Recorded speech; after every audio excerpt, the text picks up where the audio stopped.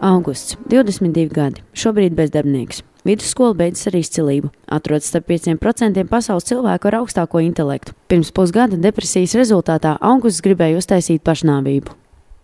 Nevēlēšanās neko darīt, pašnāvnieciskas domas.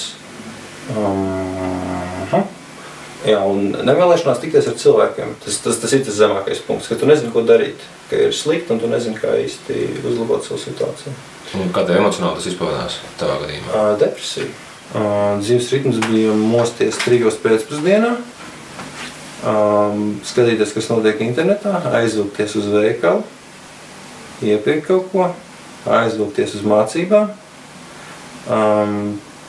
kaut ko pa virsu izpildīt, kaut ko uztaisīt ātrāk ēst un iet gulēt pēc iespējas ātrāk.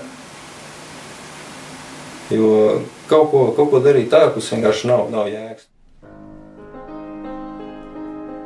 Ingus, Gvido un Pavlo, 3 Saldus pusauģi, brīvo laiku pavada Saldus dienas centrā un stāsta par savām un vienaudžu attiecībām ar datorspēlēm. Kompjuteru spēles zini tā? Jā. Counter-Strike un... Jā. GTA. Okay. Jūs daudz laika pavadat pie kompjutera? Man mamma teica, šajā mēnesī pirkšot vai ne datoru. Man liekas, es pirmos 2 mēnešus neiziešu no istabas. Mans vārds Jānis, uz skolu atnāk, viņam sarkāns acis pilnīgi. Un viņš katru dienu spēlē? Kad mēs spēlējam vienu tādu spēli, un tagad es spēlēju, viņš nespēlē, lai mūs pārspētu, viņš visu nakti pilnīgi sēž un pārspēja. Ok. Cik viņš? Kas? Atkarīgi. Tagad viņš, un vēl viņš pilnīgi skatās uz datoru. Ir tāds, ka tā ir atkarīga, ja? Jā.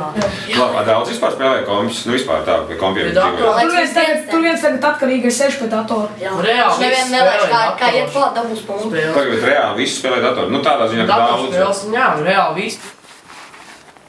Jānis no Tukuma mācās skolā, bet labprātāk visu savu brīvo laiku pavadītu pie datora. Ir šokars, ko darīt? Nē, ir gan. Kas ir, ko darīt? Pie datora sēdē. Cik daudz laika tu pavadi pie datora? Visu dzīvi un vēl. 5 dienas jau ārā neesmu bijis. Nopietni, ko darīt pie datora? Nē, spēle. 5 dienas, ja? Uz skolu es gāju? Brīvlaiks. Kas tā? Vai, pareizi. Ja tā varētu, tad skola neiet vienkārši slēgt ar komputeru, ja?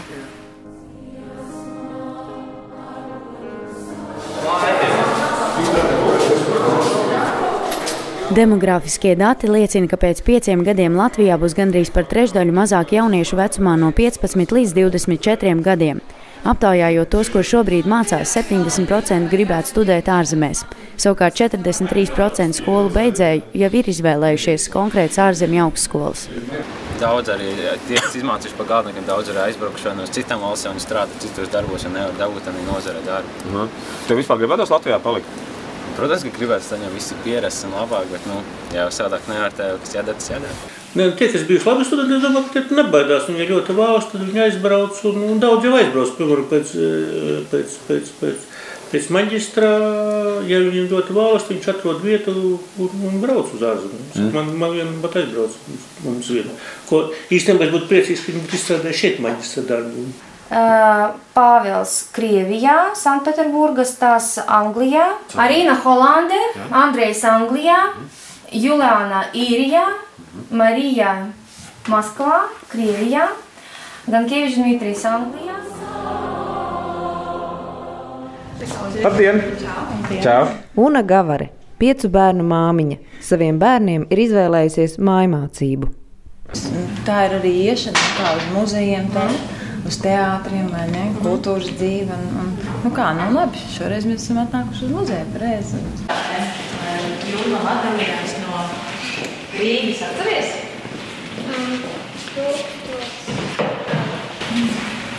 To ir 730? Nē, 59. Atkal tā privilēģija, ka tu vari sekot tam bērnam līdz tam, kurā līmenī viņš ir un iet kopā ar viņu, vai ne? Vecākās 2 meitenes, varbūt tās ir vairāk tādas uz radošo saistītas, un kad tu saproti, ka tā skolas izglītība, viņa ir vairāk tā kā uz matemātiku, uz to loģisko, uz to, tā kā smadzeņu kreiso puslodu orientēta, ja? Un ka tas savā ziņā, tā kā Sirs Robinsons teica, izglīto bērnus ārā no radošiem, ja? Skolā mācījos 6 gadus vācu. ko es tur mācījos vispār? Neko nezinu no vācu valodas šodien. Sapratu, ka man vajadzēs angļu valodu. Un iedomājos, es vienā gadā izņēmu visu to, tās grāmatas, kas bija no angļu valodā, es visu to vielu izņēmu vienā gadā. Manā izpratnē tā ir, katastrofa, ja tu pavadi 12 gadus un tas ir kaut kas dzīvē nederīgs. Tā ir Latvijas nelaime visu šausmīgās sistēmās papīros ielikt. Es nevaru atstāt savu bērnu tādā skolā, kur es pats nebūtu ar mieru palikt. Ja es jūtu savus ādas, ka gaisotne vai tā uzvedība vai attieksme ir tāda, kur es nevarētu, tad es arī savu bērnu nevaru atstāt. Varbūt tikai daļa no skolotājiem, kas vispār strādā, ir viens kompetents savā konkrētā lauciņā. Mācības ir kaut kāda pieredze, ko tu izlaidi caur sevi un tik, cik mēs parādam, vai tu to vari pielietot vai nevari pielietot, viņam arī rodas tā izpratne, vai tie priekšmeti visi ir galīgi garām. Vienkārši kāpēc vajadzīgs tas, jo varbūt tas ir sarežģīti un liekas bezjēdzīgi, bet, ja tas liekas bezjēdzīgi, tad kādi jāk mācīt? Pārsvarā viens un tas pats tiek.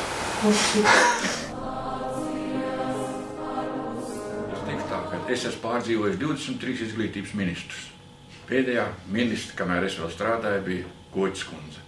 Un vienā savā tikšanās reizē, intervijā Latvijas rādio, es teicu, ka, lai gan es neesmu terorists, bet es teicu vārds, ka te ministriju vajadzētu uzspridzināt, ka vajadzētu pavisam kaut ko citu iekšā. Bet tagad es vairs nesaku spridzināt, bet es domāju, vajadzētu taisīt ministrijā juriģus. Teorētiski jau interesējās un ir tādi gudri dokumenti sastādīti, bet es domāju, ka tā realizācija, tās pašas aktivitātes ir tādas, nevisai un tādas pabāles. Valsts ir spēcīga teorijā.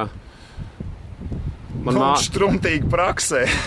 Tāda struntīga praksē, ja? Aha. Bet tā nav vienaldzība, vai tas ir nemākulība? Kas tas tāds ir? Es nezinu, man liekas, ka tā ir bezatbildība. Tā varbūt ir mācēšana, bet tā ir bezatbildība. Tāda kaut kāda pliekana darbība tā ir tāda. Tā darbības imitēšana, tā visu kaut ko gudri runā un vervelē. Bet, tad ir reti, kurais tiešām, strādā nopietni un ir gandarīts par saviem darba rezultātiem. Juris Kļonovs, 23 gadus vecs Ventspils augstskolas informāciju tehnoloģiju students. Viņš izstrādājis unikālu programmatūru smadzeņu viļņu mērīšanas aparātam, kurai iespējams nav analogu pasaulē. Ar tās palīdzību ar domu spēku iespējams vadīt datoru. Ar šo iekartiņu ir iespējams nolasīt smadzeņu signālus. Tu esi kā mobilais telefons, kurš raida signālu, principā, tu kā cilvēks. Jā. Vai ne? Un nekā ir kompjuters, kurš uztver to savu signālu. Jā. Smadzenes sastāv no 1 triljona aptuveni neironu, un katrs neironiņš izstaro savu signālu. Viena piebilda, ka neirons ir smadzeņu šūna. Es viņš tikai tā saucās, jā. 1 triljons smadzeņu šūnu. Jā, tas izstaro to impulsiņus. Un ar to impulsiņa palīdzību mums varētu tā kā kontrolēt datoru vai arī pētīt, ko cilvēks domā šī brīdī. Pieslēdzu sensoru, kurš nolasīs manas smadzeņu viļņus. Tagad pastāsti, šitas paliek interesanti, jā. Tur mēs, ka visi dara. Ja es mēģināšu atslabināties vairāk, es varu tā kā mēģināt pacelt to viļņu. Jo tu... saproties, klausies. Labi, jā. Okay. Mēs varētu paminēt dažādas Latvijas dziesmas, piemēram, šobrīd. Liku bēdu zem akmeņa, pārī gāju dziedādams, liku bēdu. Tas vārdu bēdīs tomēr sazinājās un tā, jā. Aha. Mirkšķināšu ar acīm, tad tiek simulēts peles klikšķis. Jā. Tas nozīmē, ka, principā, jebkuru elektroniku kā tādu mēs varam darbināt ar to. Mēs varam mašīnu ieslēgt, principā, ar to. Mēs varam 100 metriem vienkārši pamirkšķināt ar aci un mūsu mašīnu pielēc.